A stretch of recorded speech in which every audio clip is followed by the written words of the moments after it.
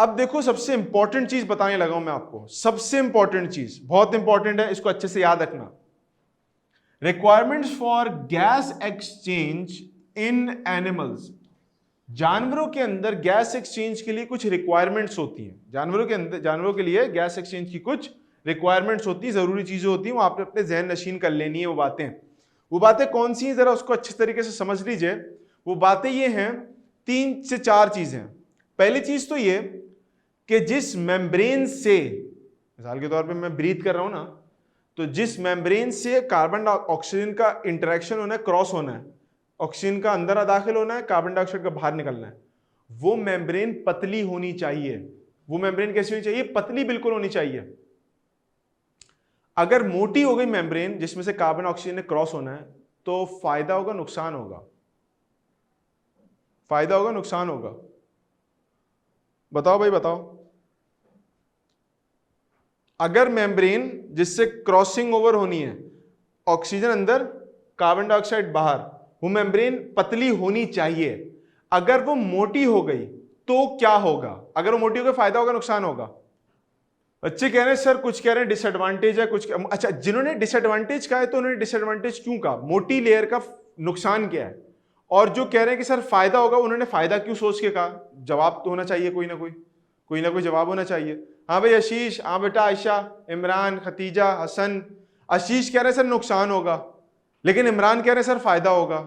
हसन कह रहे हैं सर नुकसान होगा, इमरान कह रहे हैं सर फायदा होगा। अब ये जो कॉन्ट्रडिक्शन है ना, हमें इसको सॉल्व करना है भाई। हमें इस कॉन्ट्रडिक्शन को सॉल्व करना है कि कॉन्ट्रडिक्शन किसी तरह से सॉल्व हो जाए। देखो मेरी बात को समझो, आप शायद उस बात तक ना पहुंचो। सर हसन कह रहे हैं सर CO2 ज्यादा देर इनसाइड रहेगी। हाँ, अगर CO2 ज्यादा देर तक अंदर रहेगी तो नुकसान होगा ना हमें। हसन ने तो कहा कि नुकसान होना चाहिए, तो नुकसान होगा। अब देखो मसला क्या है, देखो मसला क्या है। मैं ही कह रहा था आपसे कि देखो बच्चों, बात इतनी सी है कि अगर मेरे पास एक पानी और पानी में कचरा है, ठीक है, अम्मा मुझसे कहती है मेरी कि बेटा मलमल का कपड़ा होता है ना, इसमें से छानते हैं पानी को, मलमल के कपड़े का पूरा थान रखो, थान, और पानी डालो, कचरा साफ हो जाएगा। मुझे बता, पानी नीचे तक क्रॉस करेगा उसको? पानी इतने मोटे थान को कपड़े के क्रॉस करेगा कहीं से? बोलो भाई बोलो, नहीं करेगा। फायदा छानने का? फायदा होगा कोई छानने का? नहीं होगा। मुझे क्या करना पड़ेगा? मैं करूंगा कपड़े को पतला, ताकि कचरे के बड़े बड़े पीस ऊपर रह जाओ, पानी आराम से नीचे निकल जाए, मेरा टाइम भी बच जाए। है फायदेमंद बात के नहीं है ना भाई?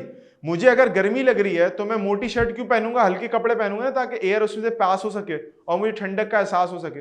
तो बिल्कुल इसी तरीके से अगर मेरे पास वो मेम्ब्रेन लेयर जिसमें से ऑक्सीजन और कार्बन डाइऑक्साइड ने क्रॉस होना है, अगर वो मोटी होगी तो कार्बन डाइऑक्साइड ऑक्सीजन क्रॉस कैसे करेंगे उसको? अंदर की चीज अंदर रह जाएगी, बाहर की बाहर रह जाएगी। तो लेयर होनी चाहिए पतली, ताकि ऑक्सीजन निकल जाए आराम से, कार्बन डाइऑक्साइड निकल जाए आराम से। ओहो, क्रॉसिंग हो रही बेहतरीन अंदाज में। वेंटिलेशन वाला अमल हो रहा है भाई, वेंटिलेशन वाला अमल। तो वेंटिलेशन के लिए हमें थिन लेयर चाहिए, पतली लेयर चाहिए बिल्कुल, ताकि क्रॉसिंग हो जाए बड़ी आसानी से। याद रखना, ये जरूरी चीज है। अगर ऐसा नहीं होगा तो गैस एक्सचेंज नहीं हो सकती एनिमल्स के अंदर, ब्रीदिंग नहीं हो सकती। दूसरी चीज, आपने अपने गले को देखा है? गले को आप सांस लेते हो, नाक को देखा है? नाक अंदर से गीली होती है, गला अंदर से गीला होता है। क्यों गीला होता है? ताकि जब एयर मूव करती जा रही है ना, तो एयर गीली होके अंदर की तरफ जाए। वरना अगर एयर आपके पास ड्राई होगी, एयर कैसी होगी? ड्राई होगी, या आपके पास वो सरफेस ड्राई होगी जहां से एयर गुजर रही, तो खराशी आएंगी गले में। जब गला खराब होता है या नज़ला होता है, तो बिल्कुल ब्लॉक हो जाता है ना पूरा, साइनसेस वगैरह, गला खुश्क हो जाता है बिल्कुल। अब क्या होता है, जैसे मैं बहुत देर से बात कर रहा हूँ, वो वैसी बहुत देर से बात कर रहा हूँ, तो मेरा गला खुश्क हो गया। अब मेरा गला खुश्क है ना, तो मेरे पास से जब एयर मूव करती है तो तकलीफ हो रही है मुझे। ऐसा आप लोगों के साथ भी होता होगा, शादी ब्याह के अंदर गाने वाने गा रही है खवातीन, रत जगह करते हैं कुछ लोग, रात भर जाके वो गाने गाए जा रहे हैं, अजीब सी आवाज़ है, बेतुकी किस्म की, कान में दर्द हो रहा है गाने सुन सुन के, नहीं बर्दाश्त हो रहे सामने वाले बंदे की आवाज़, लेकिन गाने चल रहे हैं। वो गाने चलने में अब आप सुबह उठते हो, सबके गले बंद होते हैं, गला बिल्कुल खुश्क हुआ वो होता है, आप सांस लेते हो ना, जैसी हवा गुजरती गले में से तकलीफ होती है। इसका मतलब ये है कि अगर वो जगह जहां से हवा ने गुजरना है, जहां पर एक्सचेंज होनी, अगर वो जगह ड्राई होगी ना, वो तकलीफ देगी आपको, वो तकलीफ देगी। और एयर के साथ तो खतरनाक बात यह कि जब भी किसी गीली जगह से गुजरती है उसको भी खुश्क कर देती है। तो अगर किसी खुश्क जगह से गुजरेगी तो उसको और ड्राई कर देगी, नुकसान होगा आपके उस एरिया को। समझ रहे हो मेरी बात को? हमारे होते हैं ना सर्दियों में नाक से सांस लेते हैं तो नाक में ना उलझन होने लगती है, कोई नाक पूरी ड्राई हो जाती है अंदर से, तो डॉक्टर वगैरह कहते हैं कि हल्का सा ऑयलिंग कर लो नाक के ना यहाँ पर नोस्ट्रल्स के पास, ताकि जब आप ब्रीदिंग करो तो आपके पास हवा बिल्कुल खुश्क ना जाए। खुश्क जाती है तो तकलीफ होने लगती है, ड्राइनेस होती है, बहुत बुरा लगता है। तो दो बातें हमने सीखनी आज। क्या सीखी? हमने कहा कि जहां से हवा ने गुजरना है, एक्सचेंज होना है, वो जगह होनी चाहिए पतली ताकि एक्सचेंज हो सके, पहली बात। दूसरी बात, वो जगह जहां से एक्सचेंज हो रही है एयर और कार्बन डाइऑक्साइड, वो जगह होनी चाहिए गीली। गीली होगी ना तो आराम से आपके पास स्मूथली एयर फ्लो करेगी, तकलीफ भी नहीं होगी आपको गैस एक्सचेंज के दौरान। मेरी बातें यहां तक समझ पा रहे हो? कोई ऐसी बात जो मैंने बिल्कुल ऐसी बोली हो आपको समझ ही नहीं आया, बोले पता नहीं कहां से सर लेके आए ये वाली लॉजिक? बोलो भाई बोलो, समझ रहे हो मेरी बात को बच्चों? सर ये कभी सुना भी नहीं था, जो आज पढ़ा है बिल्कुल ऐसा ही है, इसीलिए मैं स्लो लेके चल रहा हूं। ये सारा वो कंटेंट है जो आपकी बुक का कंटेंट है, तो इसलिए थोड़ा स्लो लेके चलना पड़ता है हर क्लास में, क्योंकि बहुत सारी चीजें ऐसी है जो बिल्कुल नहीं है हमारे लिए ना आपने भी बहुत सारी चीजें नहीं पढ़ी, हमने भी बहुत सारी चीजें ऐसी नहीं देखी। तो स्लो ताकि आराम से उसको एब्जॉर्ब करते जाएं। देखो ये जितनी बातें आप यहाँ पढ़ रहे हो ना, नेक्स्ट टाइम अगर किसी गैदरिंग वगैरह में बैठोगे ना, कजन वजन की गैदरिंग में, खाला वाला पप्पा आई हुई, तो उनके सामने आपने इस तरह की बातें करनी है।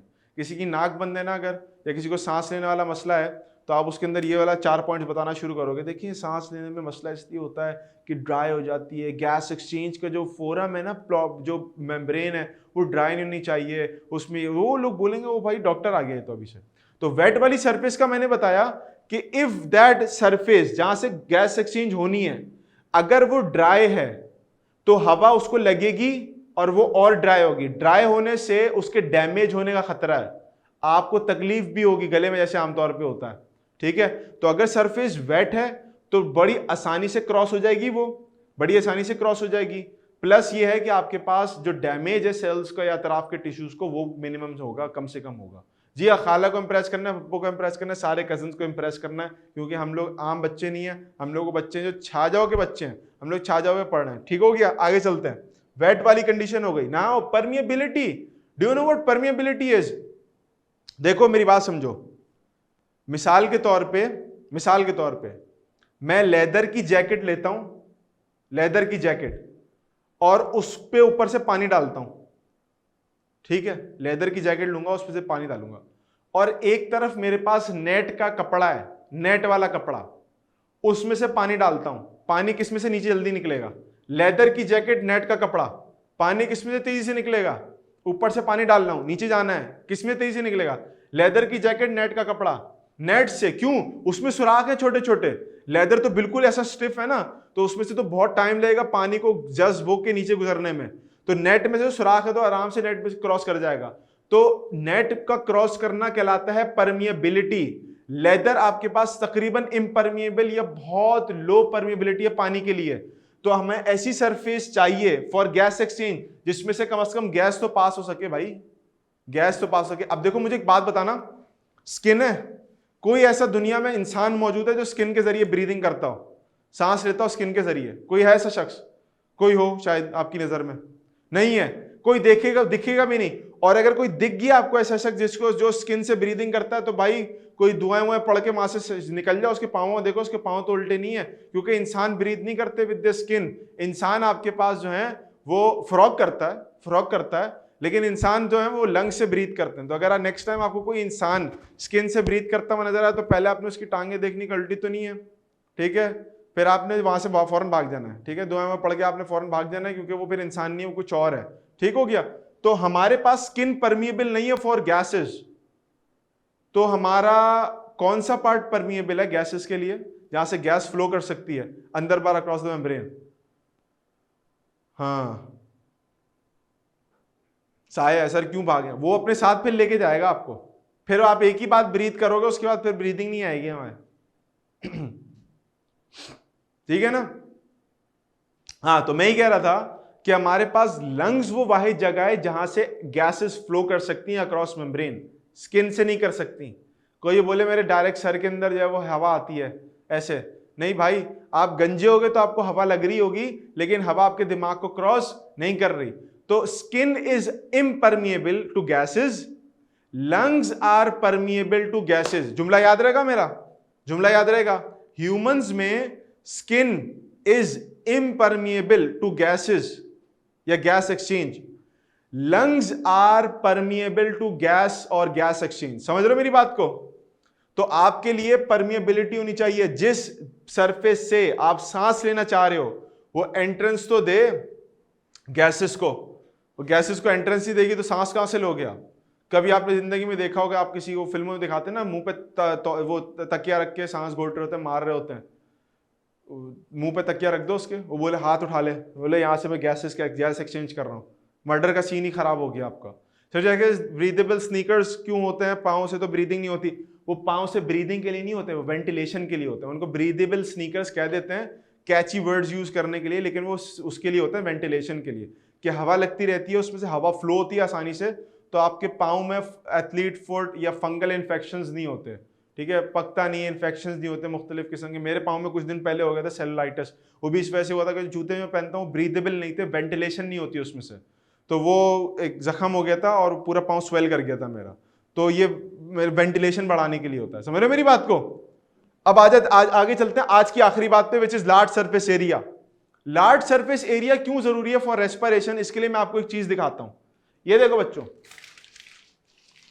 ये मेरे पास दो कागज के टुकड़े हैं, दीज आर टू कागज के टुकड़े, ये दो कागज के टुकड़े हैं मेरे पास, देख रहे हो? ये दो कागज के टुकड़े हैं मेरे पास, एक कागज का टुकड़ा ये, एक कागज का टुकड़ा ये दोनों कागज के टुकड़े हैं मेरे पास। इनमें से बड़ा टुकड़ा कौन सा है? राइट और लेफ्ट, राइट और लेफ्ट, राइट और लेफ्ट। इनमें से बड़ा पीस कौन सा है? राइट या लेफ्ट? राइट या लेफ्ट? बड़ा पीस सर ये मुझे नहीं पता, तो लेफ्ट कौन सा, राइट कौन सा? ओके, छाजो वाला, छाजो के पास जो मैंने रखा हुआ है ये बड़ा है या ये वाला बड़ा है जो बगैर छाजा वाला है? छाजा वाला बगैर छाजा वाला? अल्लाह जाने, हम दिखाएंगे आपको। छाजा वाला बगैर छाजा, छाजा वाला बड़ा है सर, ये वाला बड़ा है, इज दिस राइट? ये बड़ा है, ये छोटा है, ये बड़ा है, ऐसे ही ना? दूसरी तरफ वाला, नाउ लुक एट दिस, देखो हालांकि दोनों दिखने में एक जैसे लगते हैं तकरीबन, but if I am gonna open this one, ये इतना सा है, ओहो हो, और अगर मैं इसको खोलता हूं ना, फर्क देख रहे हो? ये फर्क देख रहे हो? फर्क देख रहे हो क्या? कितना बड़ा फर्क है? ये इतना बड़ा पर्चा है और ये इतना चुन्नू सा पर्चा है आपके सामने। Look at this the difference. लेकिन मैंने क्या किया, मैंने इसको छोटा कर लिया, इसको भी छोटा कर लिया। अब फायदा क्या होता है? फायदा ये होता है कि जितनी बड़ी सरफेस होती है ना हमारे, अब देखो इसकी सरफेस कितनी बड़ी है, ये इतना बड़ा पर्चा है ना, तो इसकी सरफेस भी इतनी बड़ी है, इतनी बड़ी सरफेस है तकरीबन। जब पेपर की या किसी भी एरिया की सरफेस बहुत बड़ी होती है तो उसमें आपके पास चांस ज्यादा होता है कि गैस एक्सचेंज या इंटरेक्शन ज्यादा हो सके। मिसाल के तौर पे इसको देखो, तो यहां से लेके यहां तक और यहां से लेके यहां तक मेरे पास इतना बड़ा पोर्शन है जहां से मैं गैस एक्सचेंज कर सकता हूं, है कि नहीं है? जितना बड़ा एरिया उतनी ज्यादा गैस एक्सचेंज। दूसरी तरफ मेरे पास ही इतना छोटा सा पेपर है, छोटा सरफेस एरिया, तो गैस एक्सचेंज भी कम। बात आ रही समझ में? अब यही सेम चीज हमारे पास लंग्स के अंदर होती है। लंग्स में जो एल्व्यूलाई होते हैं, हम पढ़ेंगे उनके बारे में, वो बहुत बड़े होते हैं। इतना बड़ा होता है हमारे लंग्स का एल्व्यूलाई कि अगर हम अपने एल्व्यूलाई को खोलना शुरू करें जहां पर गैस एक्सचेंज होती है, तो आप पूरा फुटबॉल स्टेडियम बना लो सिर्फ अपने फेफड़ों से, इतना बड़ा होता है ये। तो सर स्किन की इतनी सरफेस होती है तो हमें फ्रॉग को फॉलो करना चाहिए। हम फ्रॉग को फॉलो इसलिए नहीं करते कि फिर हमें फ्रॉग को फॉलो करते हुए एग्जाम्पल याद रखना है ना, सरफेस एरिया कैसी होनी चाहिए जहां से रेस्पिरेशन करते हैं? वेट। हम तो रहते हैं जमीन पे, अगर हम स्किन के जरिए गैस एक्सचेंज करते तो हमें स्किन कैसी चाहिए थी?